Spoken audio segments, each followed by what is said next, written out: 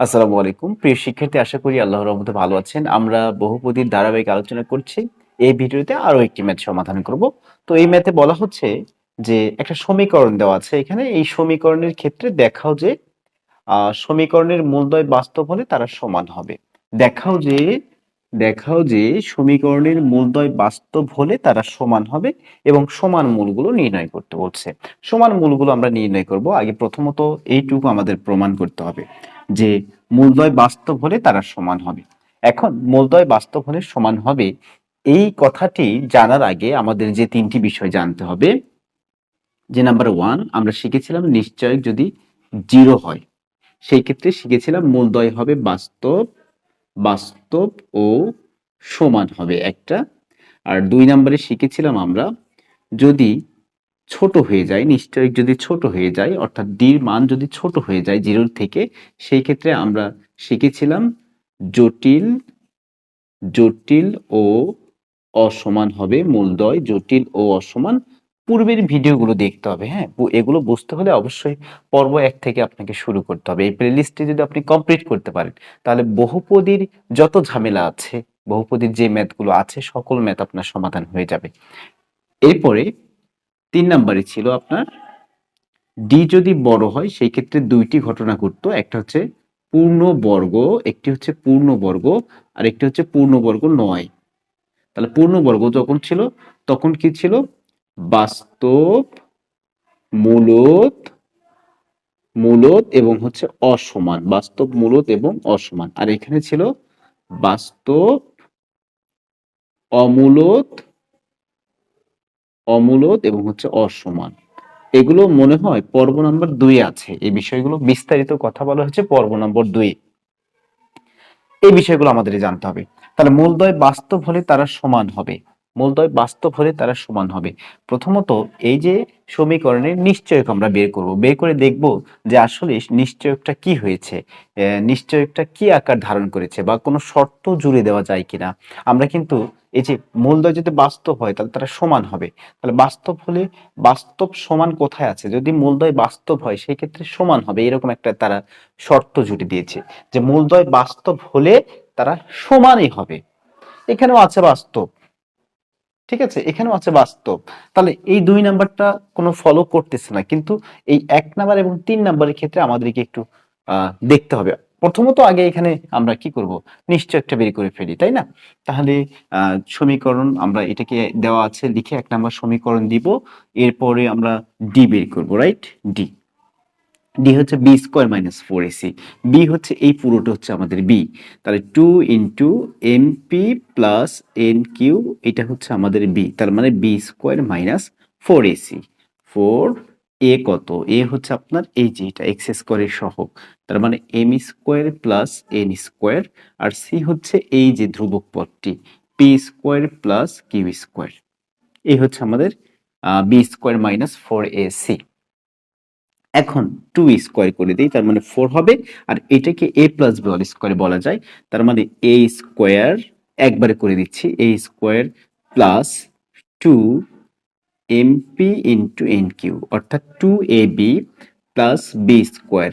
এটা হচ্ছে পুরোটা বি, তার উপর স্কোয়ার। তাহলে a square plus 2ab plus B square, এটাকে একবারে করে দিই, হ্যাঁ, এন স্কোয়ার কিউ স্কোয়ার। তাহলে এখানে ফার্স্ট ব্র্যাকেট দিলেই হয়ে যাবে আমাদের মাইনাস, এই দুটোকে গুণ করব, ধীরে ধীরে গুণ করব আমরা। 4 এর মতোই থাকুক না কেন, সমস্যা নাই। এরপরে আমরা যদি এখানে গুণ করে দিই, গুণ করে দিব এম স্কোয়ারের সাথে পি স্কোয়ার, তাহলে মানে এম স্কোয়ার পি স্কোয়ার।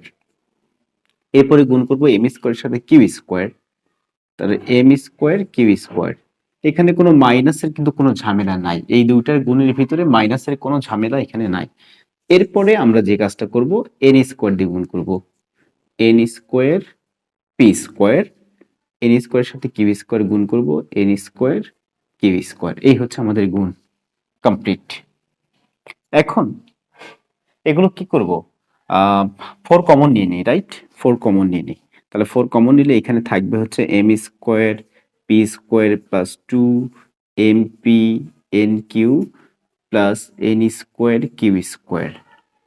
এখানে মাইনাস থাকবে, minus M square P square minus M square Q square minus N square P square minus N square Q square. কি করেছি, জাস্ট 4 কমন নিয়ে আমরা এই যে এগুলো সবগুলোর সামনে মাইনাস হয়ে যাবে না, মাইনাস দিয়ে দিছি just. M square P square এটা ঠিক আছে, এম স্কোয়ার কিউ স্কোয়ার এটাও ঠিক আছে, N square P square okay, N square Q square okay, সবগুলোর সামনে মাইনাস হয়ে গেল। কেন মাইনাস হলো, এই যে মাইনাস একটা আছে এই জন্য মাইনাস হয়ে গেছে এখানে। আচ্ছা, এখন দেখি কিছু কেটে যায় কিনা। যদি কেটে যায় তাহলে তো খুবই ভালো, তাই না? আমরা যদি দেখি N square Q square, N square Q square, এই তো এন স্কোয়ার কিউ স্কোয়ার কেটে যাচ্ছে। ও না না সরি, এটা হচ্ছে এন স্কোয়ার পি স্কোয়ার আছে, কেটে গেলে কিন্তু খুবই ভালো লাগে, ছোট হয়ে যায়, রাইট? তাহলে এন স্কোয়ার কিউ স্কোয়ার কি আছে? হ্যাঁ, এন স্কোয়ার কিউ স্কোয়ার আছে। এই যে লাস্টে ওকে ধরে ফেলছে, এই যে ওর বন্ধু হচ্ছে ওইটা, কেটে দিই। বন্ধু দুইজন ফিনিশ হয়ে যায় প্লাস মাইনাসে। এম স্কোয়ার পি স্কোয়ারের কি কোনো বন্ধু আছে? রাইট, আছে আছে আছে, এম স্কোয়ার পি স্কোয়ারেরও বন্ধু আছে। এই তো M square P square plus minus. এখন বাকি যেগুলো আছে এগুলো একটু লিখে ফেলি, বাকি যেগুলো আছে এগুলো একটু লিখে ফেলি। অনেকে বলবে স্যার এর পাশে সেকেন্ড ব্র্যাকেট কেন দিয়েছেন? আসলে এই ফার্স্ট ব্র্যাকেট দিয়ে দেন। 2 mp n q minus M square Q square minus N square P square. Minus common নিচ্ছি এখানে, আমি একটা মাইনাস কমন নিচ্ছি এই জায়গায়। কেন নিচ্ছি একটু পরেই বলবো। এই যে মাইনাস কমন নিচ্ছি, তাহলে কি হয়ে যাবে, এম স্কোয়ার কিউ স্কোয়ারের সামনে প্লাস হয়ে যাবে, এটার সামনে মাইনাস হয়ে যাবে, এই যে এটার সামনে মাইনাস হয়ে যাবে, মাইনাস 2 mq, আমি এক জায়গায় লিখতেছি 2mq, এম এবং কিউটাকে আমি এক জায়গায় লিখতেছি আর এন পিটাকে এক জায়গায় লিখতেছি, এই যে এন পি, বোঝার সুবিধার্থে। আর এটার সামনে তো প্লাস হয়ে যাবে কারণ মাইনাস তো কমন নিয়ে নিছি, তার মানে এন স্কোয়ার পি স্কোয়ার -4। ওকে, এখন এই জায়গায় কি হলো যে এটা একটা সূত্রে পড়ে গেছে। কোন সূত্রে পড়ে গেছে? আমি যদি এম কিউ কে যদি এ ধরি, হ্যাঁ, এভাবে যদি লিখি এম কিউ, এই যে এম কিউ তার উপরে স্কোয়ার -2, এইটা হচ্ছে এ, এইটা হচ্ছে বি প্লাস বি স্কোয়ার, এই যে বি স্কোয়ার, এই যে তার মানে আমরা বলতে পারবো এ মাইনাস বি অল স্কোয়ার, এ মাইনাস বি অল স্কোয়ার। এই হচ্ছে আমাদের নিশ্চয়ক বের হলো এখানে। এখন কথা হচ্ছে কি যে এই নিশ্চয়কটা যখন জিরো হবে বা জিরোর চেয়ে কি হবে, বড় হবে, হয় জিরো হবে বা জিরোর চেয়ে বড় হবে, সেই ক্ষেত্রেই কিন্তু নিশ্চয়কের সেই ক্ষেত্রে আমরা বলতে পারবো যে মূলদ্বয় বাস্তব হবে। সেই ক্ষেত্রে আমরা বলতে পারবো মূলদ্বয় বাস্তব হবে, অর্থাৎ জিরো এবং জিরোর চেয়ে যদি বড় হয় সেই ক্ষেত্রে আমরা বলতে পারবো মূলদ্বয় কি হবে, বাস্তব হবে। কারণ এখানেও বাস্তবের শর্ত আছে, এখানেও বাস্তবের শর্ত আছে। আচ্ছা, কিন্তু আবার একটা কথা বলছে যে বাস্তব হলে আবার তারা কি হবে, সমান হবে। বাস্তব হলে তারা আবার কি হবে, সমান হবে। তাহলে বাস্তব হলে যদি সমান হতে চায়, তার মানে এখানে তো বাস্তব মূলত অসমান, তার মানে এই কন্ডিশনটাও ফিল আপ করছে না। বাস্তব হলেই তারা সমান হবে। এখন আমরা এখানে বাংলা কথাটা লিখে দিতে পারি একটু, এইটুকু আমার প্রয়োজন নাই, আমি উপরে এইটুকু কেটে দিচ্ছি, এই উপরে এইটুকু কেটে দিচ্ছি। তাহলে আমাদের এখানে আমরা যে বাংলা কথাটা লিখতে পারি, যদি মূলগুলো বাস্তব হয়, যদি মূলগুলো মূলগুলো বাস্তব হয় তবে নিশ্চয়ক বা পৃথায়ক, তবে নিশ্চয়ক বা পৃথায়ক কি হবে, হয় জিরো হতে পারে বা জিরোর চেয়ে বড় হতে পারে। এই যে গ্রেটার দ্যান ইকুয়াল দ্বারা বোঝাচ্ছে যে জিরোর চেয়ে বড় হতে পারে বা জিরো হতে পারে।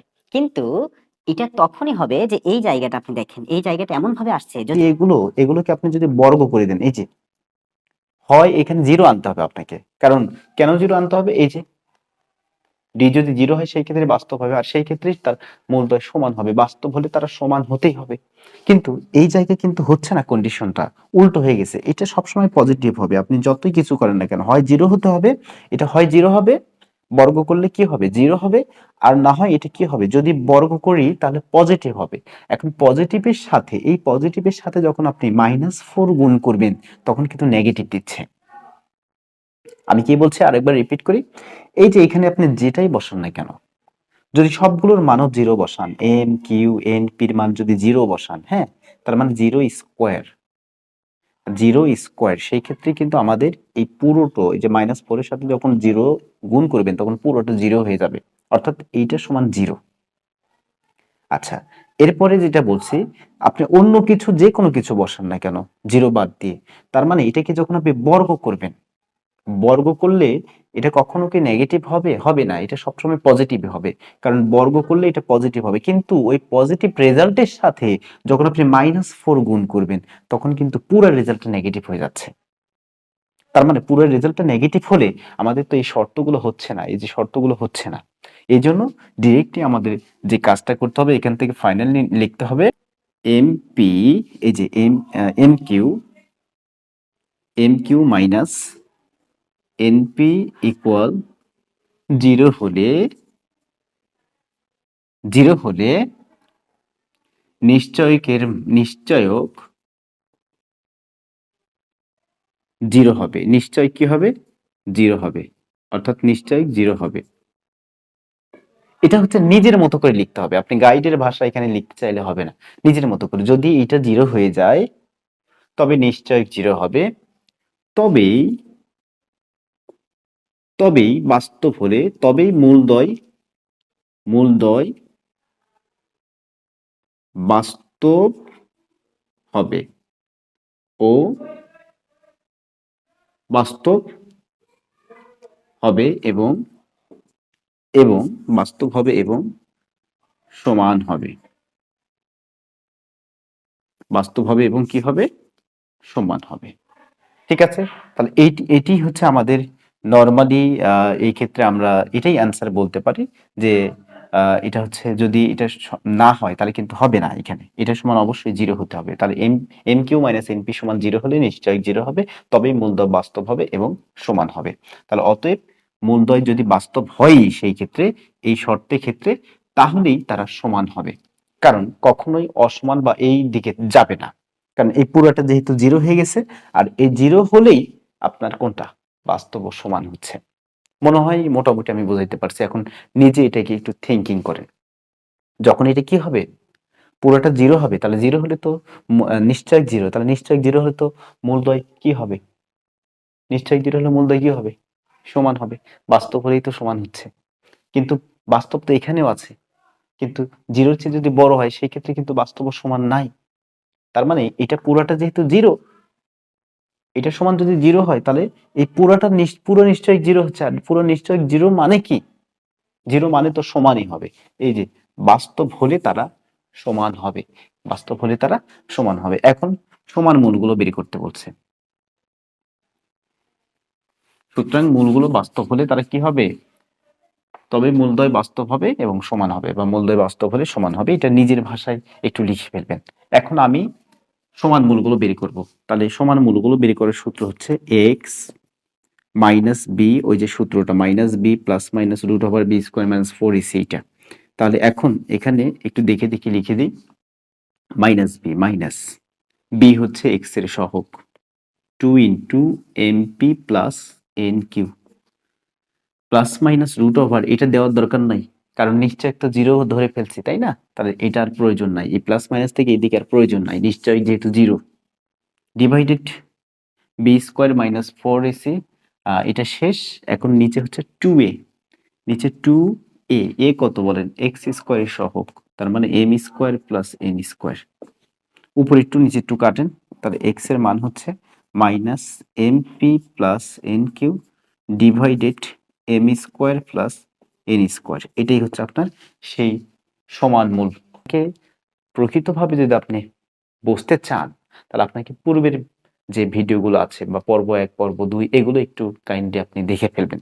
আপনাকে বলতে চাচ্ছি যে আপনি যদি পর্ব 1 2 3 এভাবে যদি কন্টিনিউ করেন শেষ পর্যন্ত, তাহলে এই যে বহুপদী চ্যাপ্টার নিয়ে আর কোনো টেনশন থাকবে না আপনার, ইনশাল্লাহ।